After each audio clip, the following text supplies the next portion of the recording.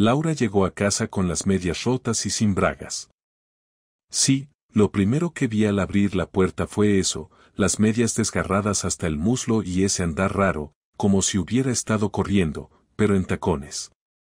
Cuando me vio, intentó disimular, se metió directamente al baño sin decir una palabra. Cerró la puerta de un portazo, como si eso pudiera borrar la escena. No era carnaval. No venía de una fiesta. Era martes. Las 10:15 de la noche. Y no habíamos discutido, no estaba enfadada, ni había drama. Simplemente, había salido a cenar con unas compañeras del curro, según ella. Una cena de esas que organiza el departamento de marketing cada trimestre. Yo ya estaba en pijama, viendo un resumen del Valencia-Sevilla, cuando escuché la puerta abrirse. Durante los 5 minutos que estuvo en el baño, no me moví del sofá. Pero mi cabeza sí que se movía. Daba vueltas. Estaba segura de que había algo mal. Lo sentía. No era celos, ni paranoia. Era otra cosa. Instinto, tal vez. Salió del baño con el pelo mojado, sin maquillaje, como si intentara borrarse la noche. ¿Todo bien?, le pregunté, sin levantar la voz. Sí, solo cansada, me dijo, evitando mirarme. Y ahí empezó todo.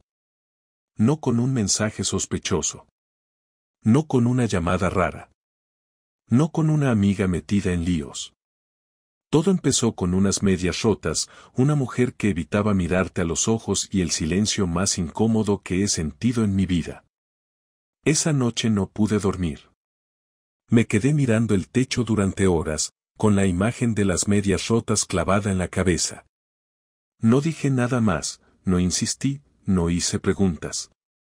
Me limité a observar, a memorizar cada gesto, cada silencio, cada detalle. Laura se metió en la cama sin darme un beso, se tapó hasta el cuello y se giró dándome la espalda.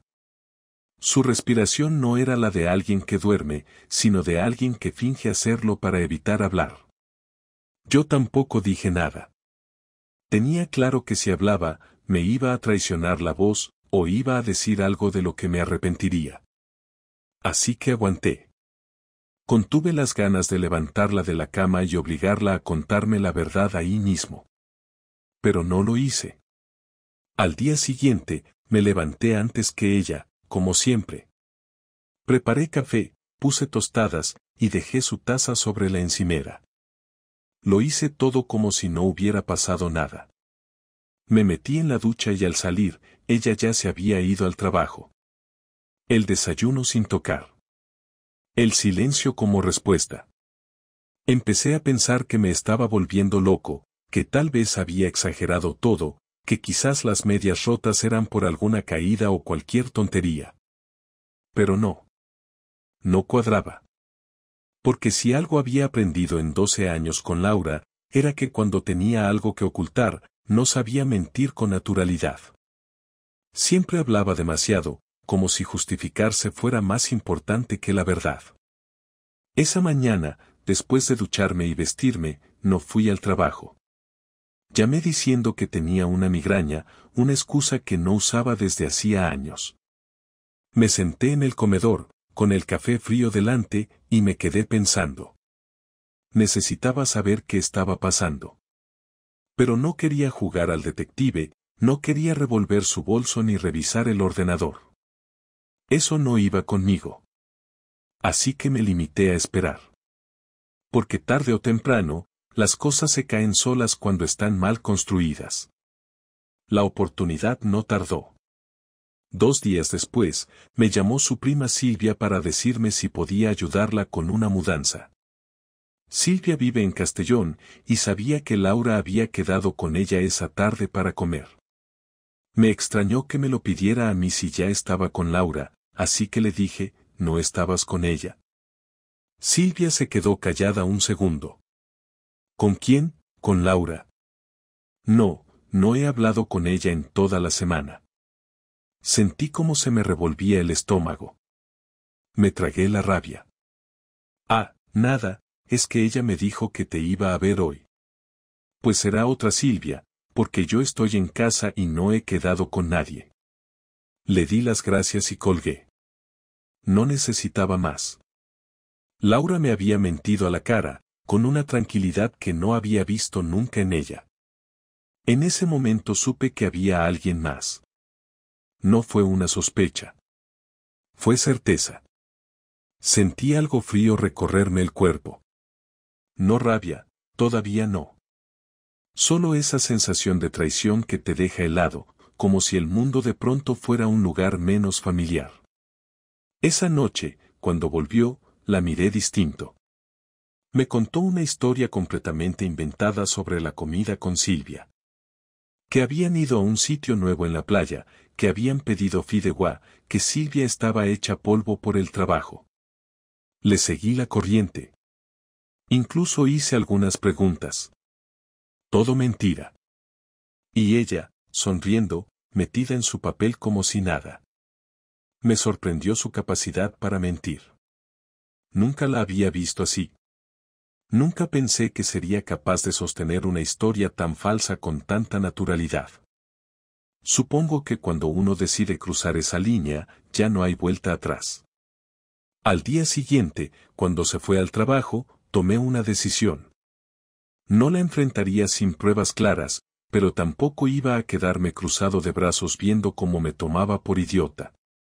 Sabía que salía del trabajo a las 6 y que supuestamente llegaba a casa sobre las 7. Esa hora de diferencia me parecía sospechosa. Así que cogí el coche a las 5:30, aparqué frente a su oficina y me quedé esperando. A las 6 en punto la vi salir. No iba sola. Iba con un tipo alto, camisa blanca, barba arreglada, y una confianza en el paso que no se tiene con una compañera cualquiera. Caminaban juntos, no hablaban mucho, pero se miraban como si compartieran algo más que informes de oficina. Caminaron hasta su coche y se subieron juntos. Yo mantuve la distancia. Lo seguí sin hacerme notar, hasta un bloque de pisos en una zona donde nadie nos conocía. Aparcaron, entraron en el portal y no salieron en una hora. Cuando por fin bajaron, él la acompañó hasta el coche, la besó en la mejilla como si fuera algo habitual, y se fue andando. Ella se sentó al volante, se miró al espejo, se retocó el pelo y arrancó como si nada. Esa noche volvió a casa igual que siempre. Me saludó con un beso en la mejilla, me preguntó qué quería cenar. Como si fuera otra rutina. Como si todo estuviera bien. Pero ya no estaba bien. Ahora todo había cambiado. Y ella no lo sabía aún. No esperé mucho para enfrentarla. No me servía de nada seguir viendo cómo me mentía en la cara como si fuera idiota. A los 2 días, después de cenar, cuando los niños ya estaban en sus habitaciones y el lavavajillas hacía su ruido de fondo, me senté frente a ella en la mesa del comedor.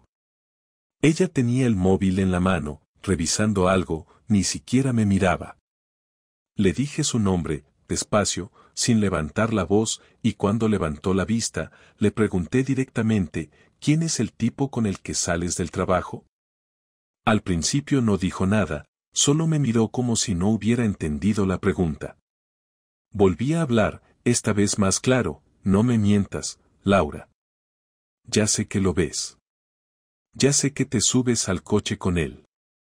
Ya sé que no vas a casa de tu prima, ni a comer con tus compañeras. Lo vi. Con mis ojos. Así que ahora háblame sin inventos. Se quedó en silencio unos segundos, como si estuviera buscando qué versión soltarme. Lo supe enseguida por su mirada, porque no parecía sorprendida, sino más bien molesta, como si yo no tuviera derecho a hacerle esa pregunta. ¿Me estás siguiendo ahora?, me soltó con tono seco. No respondió a mi pregunta. Me acusó directamente a mí, como si el problema fuera que yo la había descubierto y no que ella estaba acostándose con otro. Le dije que no cambiara de tema, que me diera una respuesta. Se cruzó de brazos, se echó hacia atrás en la silla y por fin habló. Es un compañero del trabajo, y sí, he salido con él. Pero no te hagas el santo, porque tú tampoco eres perfecto. Me reí en su cara. No un ataque de risa, sino esa risa contenida, amarga, que se te escapa cuando te dicen una estupidez tan grande que no sabes ni cómo responder. Le dije que no intentara justificar lo que había hecho inventando historias sobre mí. Yo no me he acostado con nadie, Laura. Ni siquiera he salido con alguien sin decirte. No empieces con ese juego, porque no vas a encontrar nada. Esto es tuyo. Lo que hiciste es tuyo, y lo que pase después también. Ella ya no me miraba, miraba al suelo. Apretaba los labios como si estuviera conteniendo algo. Le pregunté si seguía viéndolo, si se había acostado con él. Y entonces explotó. Gritó que no tenía por qué responder a eso, que no era asunto mío, que su vida no se reducía a ser mi esposa y que estaba harta de sentirse como una prisionera. Gritaba que llevaba años sintiéndose invisible, que yo no la valoraba, que la casa, los niños, el trabajo, que todo caía sobre ella, que yo no era cariñoso, que ya no la escuchaba, que todo era rutina. Yo la dejé hablar. Ni siquiera la interrumpí. Cuando se calló, le dije, así que tu forma de solucionar eso ha sido abrirte de piernas con otro tipo. Y ahí sí que se levantó de golpe, como si la hubiera escupido. No tienes derecho a hablarme así, gritó. Le dije que tenía todos los derechos del mundo, que era su marido, que llevábamos 12 años juntos, que había dado la cara por ella con mis padres, con sus padres, con todo el mundo, y que lo mínimo que podía hacer era admitir lo que había hecho. Durante un minuto se hizo un silencio que parecía que se podía cortar. Se quedó parada, de pie, mirándome, con los ojos llenos de rabia, pero sin moverse. Entonces lo dijo, así, sin rodeos, sí. Me acosté con él. Una vez. Bueno, un par. Pero ya está. Se acabó. Yo asentí con la cabeza. Me lo esperaba. Me lo imaginaba. Pero escucharlo salir de su boca fue otra cosa. Dolía distinto. Dolía más. Le pregunté si sentía algo por él. Me dijo que no, que fue una tontería, un error, que se dejó llevar, que necesitaba sentirse deseada, que ese tipo la miraba como nadie la miraba desde hacía años. Que no había sido amor, ni siquiera cariño. Que fue solo sexo. Solo sexo, repetí. Y eso lo hace mejor, ¿no? No respondió. Volvió a sentarse. Me preguntó si eso era todo lo que me interesaba saber. Le dije que no, que ahora venía lo importante, que pensaba hacer. Si iba a seguir con él. Si iba a seguir conmigo. Me miró como si no entendiera la pregunta. Le repetí, ¿quieres seguir casada conmigo después de esto? Y entonces hizo algo que no me esperaba. Se echó a llorar. Lloró sin hablar, sin explicar, solo lloraba. Y no sabía si era por remordimiento, por vergüenza, por miedo o porque sabía que ya era tarde para todo. La dejé ahí, llorando, y me fui al salón. Cerré la puerta y me senté en el sofá. Esa noche no dormí. Tampoco encendí la tele. Me quedé ahí, pensando en todo. En ella. En el tipo ese. En lo fácil que se rompió todo. Y en lo difícil que iba a ser recomponerlo, si es que eso aún era posible. No sé en qué momento exacto pasé del dolor a la rabia, pero fue rápido. Al día siguiente, cuando la vi en la cocina preparando café como si nada hubiera pasado, entendí que si no hacía algo, si no reaccionaba, ella iba a seguir ahí, en esa postura de víctima arrepentida, intentando que las cosas volvieran a su sitio con 4 lágrimas mal puestas. Y no. No iba a ser así. No después de lo que me había hecho, no después de haberme tratado como un mueble, de haber mentido sin pestañear, de haberse acostado con otro y después intentar justificarlo como si fuera culpa mía. No iba a tragarme eso. Ese mismo día, cuando se fue al trabajo, hice una copia de seguridad de todo lo que pude encontrar. Tenía algunas fotos antiguas de ella con ese tipo, de alguna cena de empresa donde ya se les notaba demasiado cómodos. Había capturas de mensajes que había encontrado cuando ella dejó su portátil abierto hace unos meses, y aunque en ese momento no les di importancia, ahora tenían todo el sentido del mundo. Incluso encontré una carpeta en la nube con documentos compartidos con él, cosas de trabajo, supuestamente, pero también fotos personales, algunas bastante comprometidas. No necesitaba mucho más. No iba a meterme en temas legales ni chantajes. Pero sí quería que sintiera un poco de la vergüenza que yo llevaba cargando desde que me enteré de todo. Preparé un correo muy simple, directo, sin dramatismos. Lo redacté como si fuera una notificación de empresa. Buenos días, adjunto encontrará material de interés personal que quizá deba revisar. Un saludo. Lo mandé desde una cuenta anónima a su jefe directo, a su compañera más cercana, a su madre y a su mejor amiga, la que siempre me miraba por encima del hombro como si yo no fuera suficiente para Laura. Adjunté las fotos, los mensajes y un pequeño resumen de los hechos, nombres, fechas y lugares. Todo sin insultos, sin comentarios personales. Solo los hechos. Esa misma tarde, cuando volvió a casa, ya había pasado. La cara se le desfiguró nada más entrar. No hizo falta que dijera nada. Su móvil vibraba cada 3 segundos. Entraban mensajes, llamadas, notificaciones. Miró la pantalla y se quedó blanca. Me miró como si no pudiera creérselo. ¿Qué has hecho?, me preguntó, pero ya lo sabía. No le respondí. Me limité a observar cómo intentaba contener el pánico. Fue al salón, se sentó con el portátil y empezó a llamar a gente, a responder correos, a intentar apagar el fuego. No podía. Era tarde. A la hora ya tenía a su madre llamando al fijo, gritando al otro lado del teléfono que cómo era posible, que qué había pasado, que por qué no se lo había contado. La amiga escribió un mensaje larguísimo, lleno de reproches y decepción. El jefe le pidió explicaciones por correo y le comunicó que debido a la imagen pública de la empresa, iban a revisar su situación laboral. Yo no disfruté de todo eso como esperaba. No me dio satisfacción ver cómo se venía abajo, pero sí sentí que algo se equilibraba.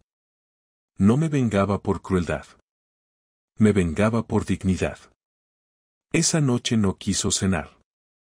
Estuvo encerrada en el cuarto, llorando o hablando por teléfono. Yo cené solo, como tantas otras veces. Al terminar, fui hasta la puerta del dormitorio y toqué. Solo quiero saber si piensas dormir aquí o en el sofá, le pregunté. Tardó en contestar.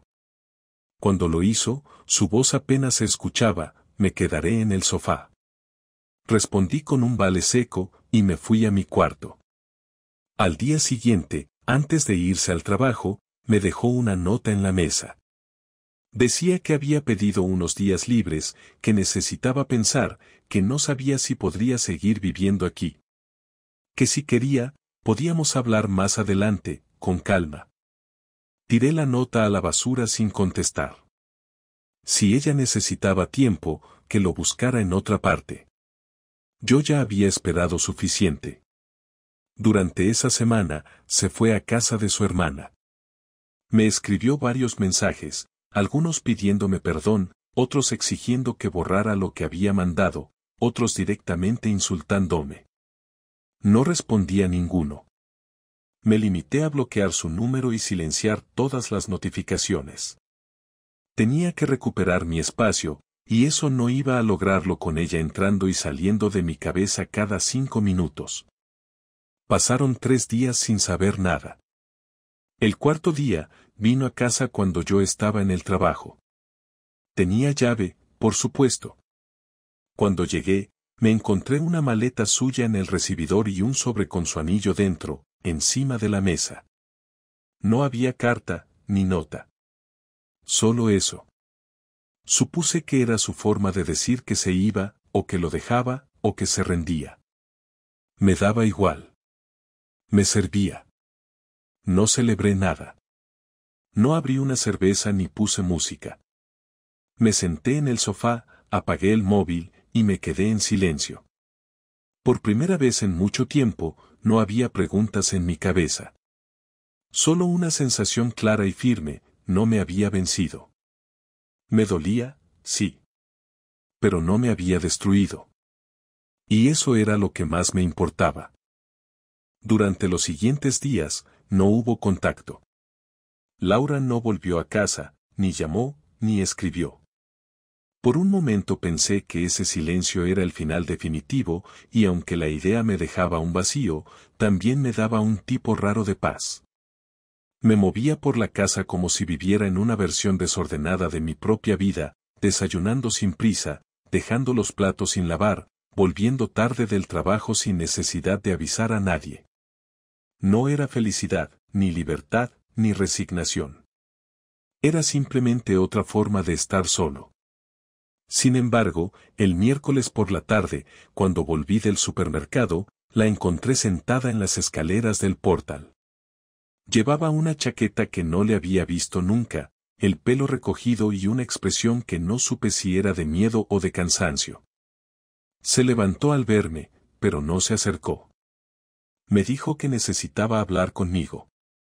Le dije que si era sobre el trabajo, su madre, sus amigas o el escándalo de los correos, que no me interesaba.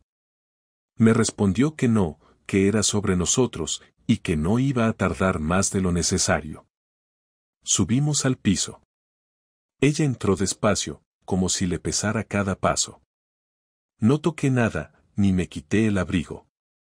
Me senté en el sofá y esperé a que hablara. Se quedó de pie frente a la ventana, sin mirarme. Dijo que había estado pensando mucho, que había leído los mensajes de las personas a las que les envié las pruebas, que había escuchado lo que su madre le dijo, lo que su jefe insinuó, lo que su hermana opinaba.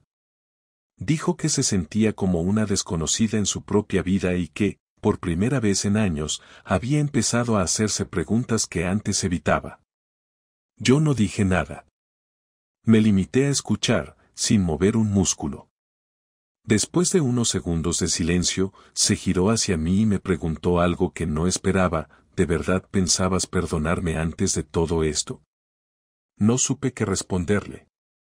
Podría haberle dicho que sí, que hubo una parte de mí que quería salvar lo que quedaba, que intentó buscar alguna razón para no romper todo, que pensó en los niños, en los años, en los recuerdos. Pero también habría sido mentira, porque otra parte, más fuerte y más realista, sabía desde el principio que no podía seguir con alguien que había decidido esconderme una parte tan importante de su vida. Así que solo dije, no lo sé. Pero ya no importa. Ella asintió, sin sorpresa. Dijo que no esperaba comprensión ni disculpas mutuas, que no quería volver ni que le pidiera que se quedara, pero que necesitaba entender en qué momento se había roto todo, en qué punto había dejado de mirarla como antes. Le respondí con calma que no hubo un momento exacto, que no hubo una pelea ni una decepción concreta. Le dije que lo que se rompió no fue una escena puntual, sino la confianza que teníamos. Le conté que empecé a notarlo en los detalles, cuando dejaste de contarme cosas que antes no podías esperar para decirme, cuando tus ausencias se llenaban de excusas poco creíbles, cuando las cenas se volvieron silenciosas y tu mirada esquivaba la mía. Le dije que lo más jodido no fue enterarme de que se había acostado con otro, sino darme cuenta de que lo había planeado, que lo había mantenido, que cada día volvía a casa y me saludaba con una mentira encima. Laura no me interrumpió. Solo se sentó en la silla del comedor y se tapó la cara con las manos. Le pregunté si seguía viéndolo. Negó con la cabeza. Me dijo que no había vuelto a saber de él desde que recibió los correos. Que él se asustó, que no quiso líos, que desapareció. Le respondí que eso me daba igual. No era él el problema. Era ella. Fue su decisión, su mentira, su forma de actuar. Me dijo que lo entendía. Me preguntó si quería divorciarnos cuanto antes. Le dije que sí. Que no quería seguir compartiendo una casa con alguien que eligió romper lo que habíamos construido. Le aclaré que no pensaba hacerle daño con abogados agresivos, ni quería pelear por el piso o por los muebles. Solo quería terminarlo bien. Rápido. Sin más daño. Entonces me miró por primera vez desde que entramos. Me dijo que me quería. Que, a pesar de todo, me seguía queriendo. Que había sido un error.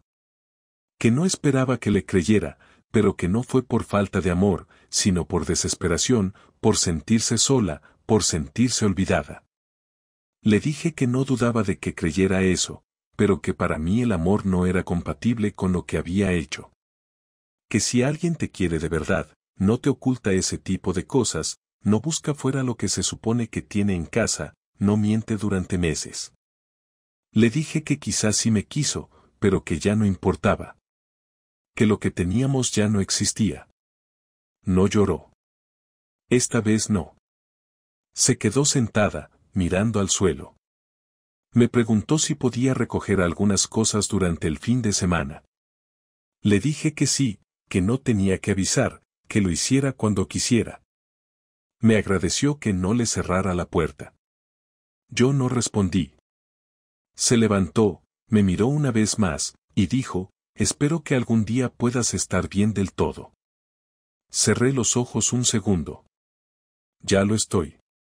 Solo necesito tiempo. Y sin decir nada más, salió del piso. La puerta se cerró suave, sin golpes, sin despedidas, sin escenas. Por primera vez en semanas, la casa quedó en silencio de verdad. Después de que se marchó, pasaron 3 días en los que la rutina volvió de forma extraña, como si el cuerpo supiera qué hacer incluso cuando la mente todavía seguía procesando lo que había pasado. Me levantaba, me duchaba, desayunaba, iba al trabajo, volvía a casa, calentaba algo para cenar, me sentaba en el sofá y me quedaba en silencio durante horas. No buscaba distracciones, no encendía la televisión, no ponía música. No tenía necesidad de llenar el espacio con nada. Era como si cada rincón del piso estuviera hablando por sí solo.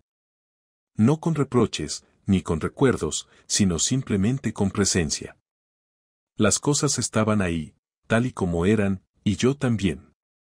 Me llamó mi madre, como cada semana, preguntando cómo iba todo.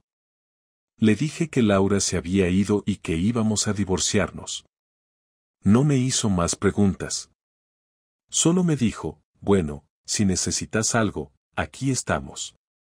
Eso fue todo. Me gustó que no buscara detalles. Que entendiera que hay cosas que no hace falta explicar. Mis amigos también me escribieron. Algunos lo intuían. Otros estaban sorprendidos. Ninguno se atrevió a bromear. Me invitaron a salir, a tomar algo, a distraerme. Les agradecí, pero no acepté. No por tristeza ni por orgullo. Simplemente porque todavía no estaba listo para fingir normalidad. La semana siguiente, Laura volvió al piso una tarde mientras yo trabajaba. Me lo había dicho en un mensaje escueto, voy a recoger mis cosas. No necesitaba permiso. Solo lo informaba.